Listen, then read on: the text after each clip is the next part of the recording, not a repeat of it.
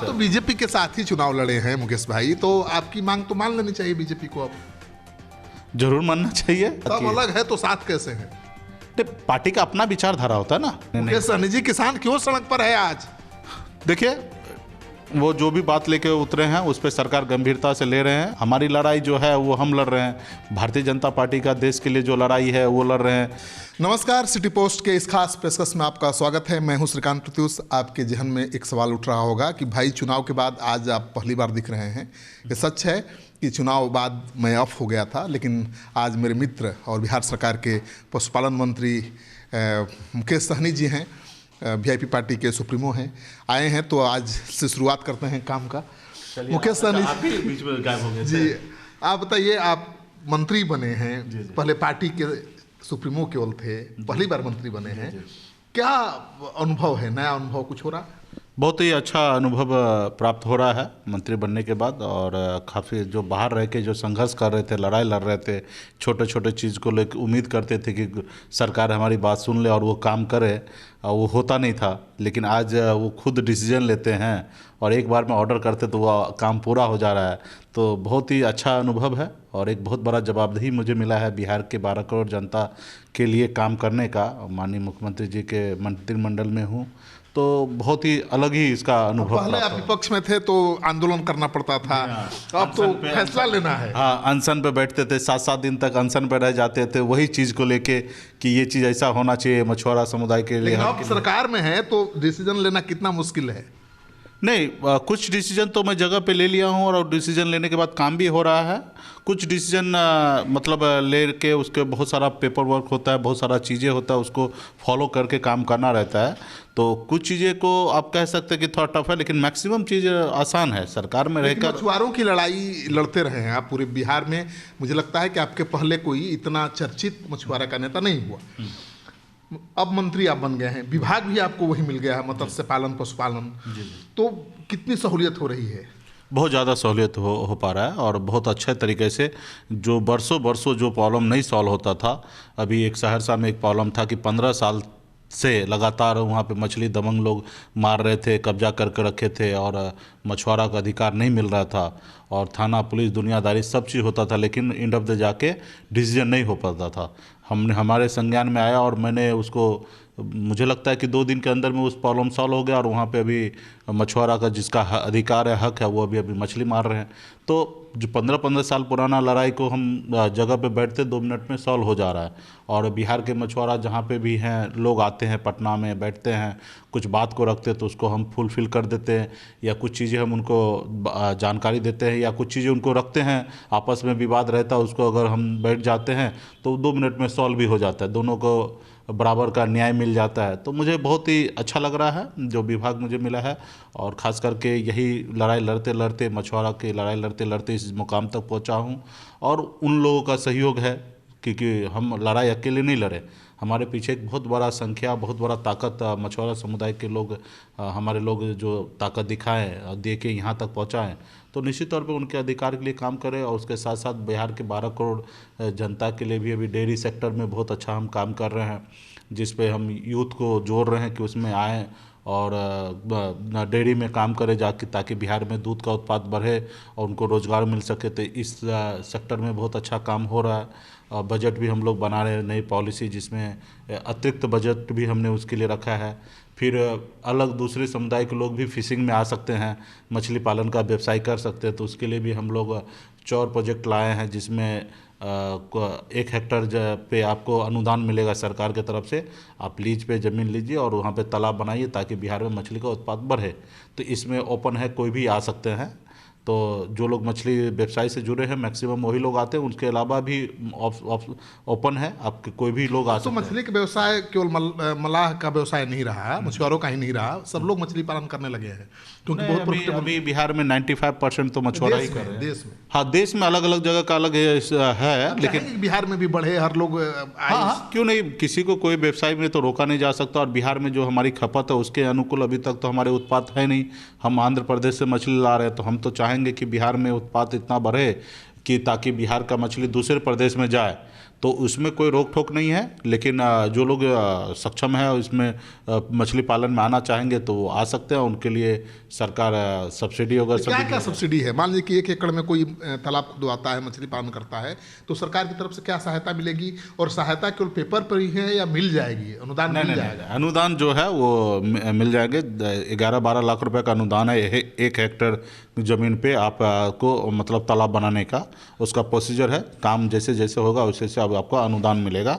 एक साथ में नहीं मिलेगा, पार्ट पार्ट मिलेगा, लेकिन मिल जाएगा। जब आपको सरकार सिस्टम से अप्रूवल अगर मिल जाता है तो अनुदान भी मिलना है जब आप काम कंप्लीट कर लीजिएगा। चुनाव बाद मैंने 2 महीना आपको छोड़ दिया था केवल इसलिए कि आप पहले विभाग को समझ जाइए और अपनी रणनीति बना लीजिए, तब मैं आपसे बात करूंगा, तभी सवाल कर पाऊंगा। आप बताइए, आपको क्या लगता है प्रायोरिटी में 3-4 काम बताइए जो प्राथमिकता है आपकी? एक तो मत्स्य पालन विभाग में और दूसरा पशुपालन विभाग में। एक मत्स्य में भी वही है, सारे जो स्कीम अभी हम लोग बहुत सारा ला रहे हैं। मछुआरा समुदाय आपको मालूम है बिहार में बहुत गरीब है, तो इनको मछली बेचने के लिए कहीं पे ठिकाना नहीं है।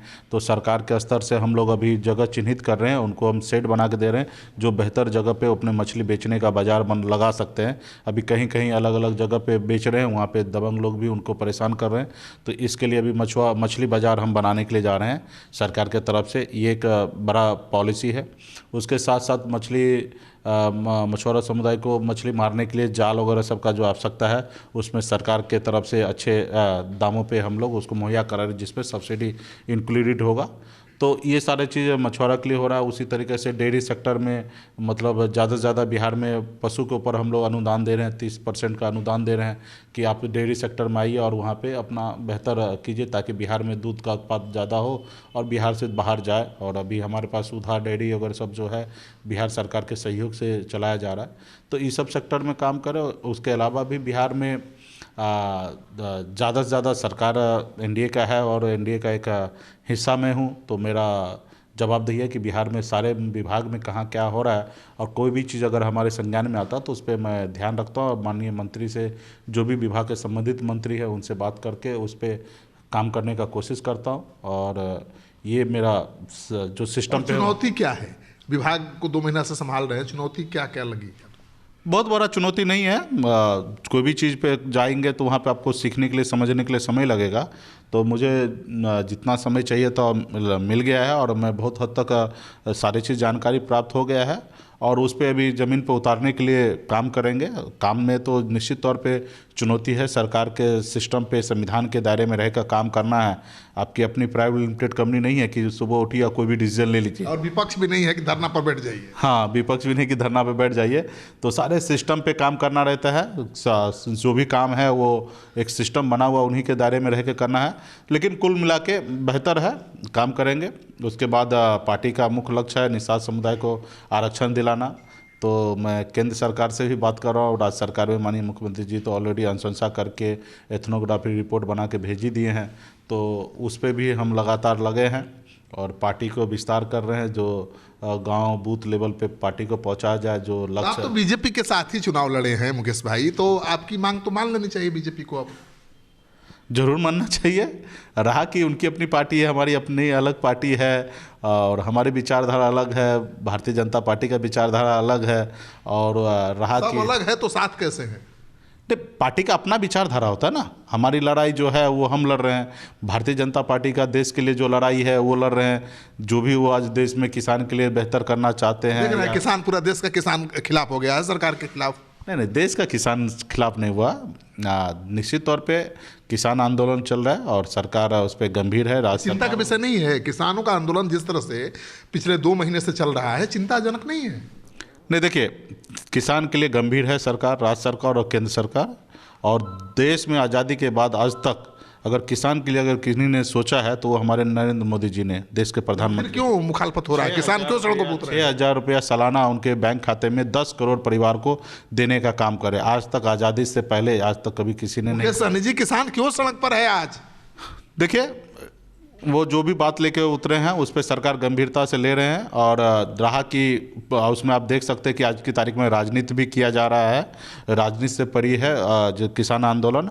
और उसके बावजूद भी मैं इस पर ज़्यादा टिप्पणी नहीं करते हुए मैं किसान के हक की बात करूंगा।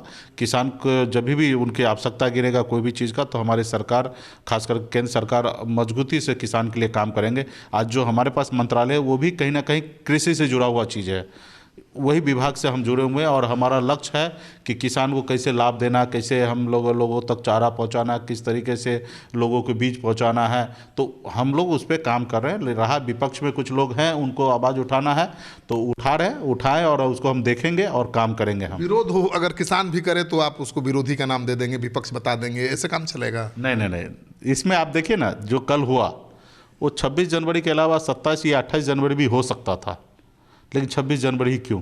ठीक है, 2 महीने से ऑलरेडी चल रहा है, तो आप 10 दिन पहले भी हो सकता था। तो कहीं ना कहीं इस पर राजनीति हो रहा, पॉलिसी बेहतर नहीं बना पा रहे हैं और देश का किसान कहीं पे भी रोड पे नहीं है। रहा कि हाँ कुछ राज्य से इस तरीके से है और उनको भी सम्मान के नज़र से हम देख रहे हैं। वो हर किसी का अधिकार है लोकतंत्र में अपनी बात को रखने का, विरोध करने का, प्रदर्शन करने का, और वो उसके तहत वो काम कर रहे हैं। और मेरा फर्ज बनता है कि किसान की बात को सुनना, उनके लिए काम करना। तो हमारी सरकार जो है वो निश्चित तौर पे उनके बात को मानेंगे, सुनेंगे और काम करेंगे। लेकिन नीतीश सरकार के बारे में एक बात कही जाती है या परसेप्शन है कि नीतीश जी इतने एक्टिव हैं, सुपर एक्टिव हैं कि मंत्रियों को मौका ही नहीं मिलता काम करने का, सारा काम वही देख लेते हैं, मंत्रियों की चलती ही नहीं है, अधिकारी सुनते नहीं हैं। आपके विभाग में सब कुछ ठीक ठाक है ना? आईएएस बात मानता है ना? देखिए, ये तो अच्छी बात है कि माननीय मुख्यमंत्री जी का हर विभाग पे उनके नज़र है, हर विभाग पे होना चाहिए कि बिहार के मुखिया तो आखिर माननीय मुख्यमंत्री नीतीश जी है, कहाँ पे कहीं गलत नहीं होना चाहिए। तो ये मॉनिटरिंग करने का अधिकार तो माननीय मुख्यमंत्री जी में है और वो कर रहे हैं, तो मुझे लगता है बेहतर कर रहे हैं। और रहा कि जो विभाग हमें मिला है, खुल के हमें काम करने का मुझे मौका मिला है, और का तो नहीं बता सकते हैं, लेकिन मेरे विभाग का मैं खुल के मैं काम कर रहा हूँ। कोई भी डिसीजन है मैं जगह पे ही लेता हूं और ऐसे भी मैं हमेशा डिसीजन लेने में लेट नहीं करता हूं। ऐसा नहीं ना होता कि अधिकारियों को आप निर्देश देते हैं और वो बोलते हैं कि मुख्यमंत्री से पूछ के बताएंगे? नहीं, ये इस तरीके से बात हमारे सामने में नहीं आता। हाँ, एक कुछ अधिकारी हैं जो मतलब काम को गंभीरता से नहीं लेते हैं, लेकिन उसके बावजूद भी अगर कुछ बात हो जाए तो उनको वो भी लेना पड़ता है।